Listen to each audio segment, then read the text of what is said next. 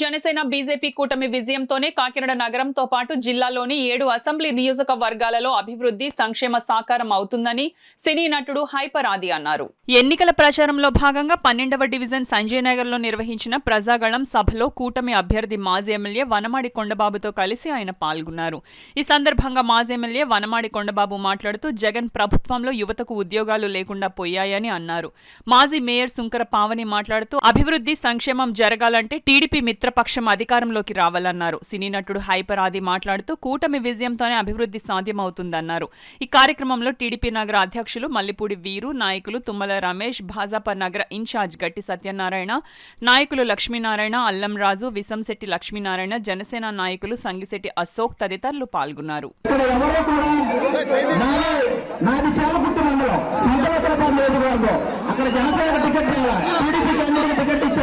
కానీ పవన్ కళ్యాణ్ గారి మాటకి కట్టుబడి కూటమికి మనం నిలబడాలి కాబట్టి నేను అక్కడ టీడీపీకి ఓటేస్తున్నాను. కాబట్టి ఇక్కడ ఉన్న జన సైనికులు కూడా టీడీపీకి ఓటేసి కొండబాబు గారు అత్యధిక మెజార్టీని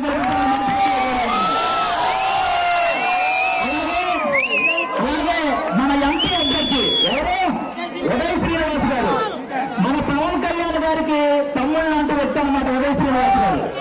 ఆ వ్యక్తి ఆల్మోస్ట్ ఇప్పుడు పిఠాపురంలో పవన్ కళ్యాణ్ గారు భారీ మెజారిటీతో గెలవబోతున్నారంటే అక్కడ ముందే గ్రౌండ్ వర్క్ చేసినంత మన ఉదయ్ శ్రీనివాస్ గారే.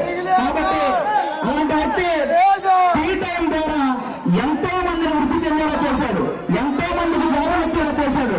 అలాంటి వ్యక్తి అధికారంలోకి వస్తే మీకు ఇంకా మంచి మంచి జాబ్స్ వచ్చేలా చేస్తాడు.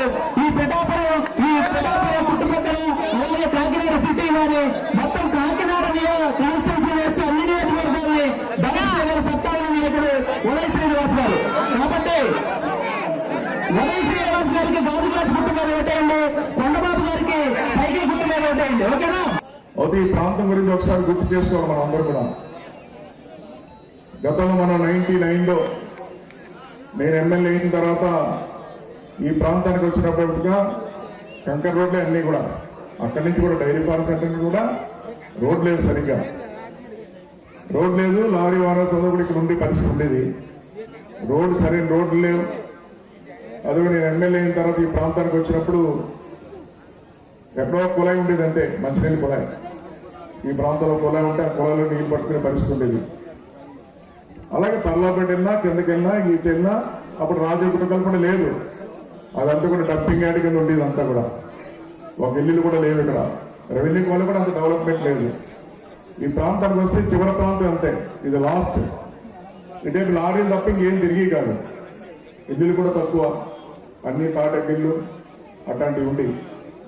అలాంటి సమయంలో నెగ్గిన తర్వాత ఈ ప్రాంతానికి వచ్చినప్పుడు ఇక్కడ చాలా మంది రోడ్లు ఎంత కొండబాబు గారి ముందు, అదేవిధంగా ట్రైన్ లేవు. వర్షం వస్తే నీళ్ళంతా ఇక్కడ ఉండిపోతున్నాయి, దోమలు పెరిగిపోతున్నాయి, నీళ్ళన్నీ ఎక్కడ ఉండిపోతున్నాయి, డ్రైనేజ్ లేకని చెప్పి వాళ్ళు చెప్పడం జరిగింది. మేము 5 ఏళ్ళు కూడా రోడ్డు మీద ఉండి ఒకటే స్వాగతంతో బయటకు వచ్చాం. దొంగల రాజ్యం, దోపిడి రాజ్యం అని చెప్పి దాన్ని మరి తరుగు కొడదామా అని చెప్పి మిమ్మల్ని అందరినీ అడుగుతా ఉన్నాను. తరుగు కొడదామా? అదేవిధంగా ఈరోజు రాష్ట్రం బాగుండాలన్నా, అదేవిధంగా మన బిడ్డల భవిష్యత్తు బాగుండాలన్నా చంద్రబాబు నాయుడు గారి నాయకత్వం చాలా అవసరం. అటువంటి నాయకులను మనం ఎంచుకున్నట్టయితే నిజంగా మన రాష్ట్రానికి రాజధానే కాదు అందరి భవిష్యత్తు కూడా బాగుంటుందని చెప్పి మీకు తెలియజేసుకుంటా ఉన్నాను. ఈరోజు సూపర్ 6 పథకాల ద్వారా మహిళలు కూడా ఆర్థికంగా ఎంతో బాగుపడే పరిస్థితి ఉంది. వీటన్నింటినీ కూడా మీరు పరిగణలోకి తీసుకుని మంచి మెజారిటీ ఇవ్వాలి కొండబాబు గారికి.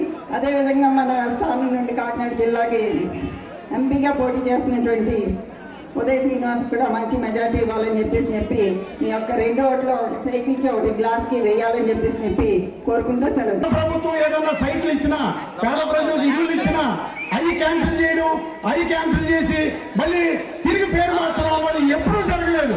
అది ఇక్కడే జరుగుతున్నది, ఇలా హయాంలోనే జరుగుతున్నది. ఇంకొక చిన్న విషయం, లారీ ఓనర్స్ గురించి ఒక చిన్న మాట చెప్పాలా. నాకు లారీ ఓనర్స్ అసోసియేషన్లో ఎంటర్ అవడం కానీ, నేను రాజకీయంలో చాలా కాలం నుంచి ఉన్నాను. జనసేన సిటీ ప్రెసిడెంట్ అయినప్పుడు కూడా నేను ఎప్పుడు కూడా ఎంటర్ అవ్వలేదు. కానీ మా జనసేన పార్టీలో కూడా లారీ ఓనర్స్ ఉన్నారు, మమ్మల్ని అభిమానించే వాళ్ళు ఉన్నారు. లారీ ఓనర్స్ ఏ పార్టీనైనా అభిమానించడం తప్పు కాదు.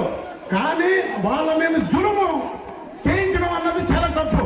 ఒక 15 వారాలు వచ్చారు చంద్రబాబు గారు, ఒక 1 year బ్యాక్ గ్రీన్ ట్యాక్స్ పెరిగిందని చెప్పేసి దాని మీద వస్తే నేను 15 మందిని తీసుకెళ్ళి డీటీసీ గారు రిప్రజెంటేషన్ ఇచ్చి కేసులు ఎక్కువ రాస్తున్నారు కొంచెం చూడండి సార్, రిప్రజెంటేషన్ ఇచ్చాం సార్, అంతే.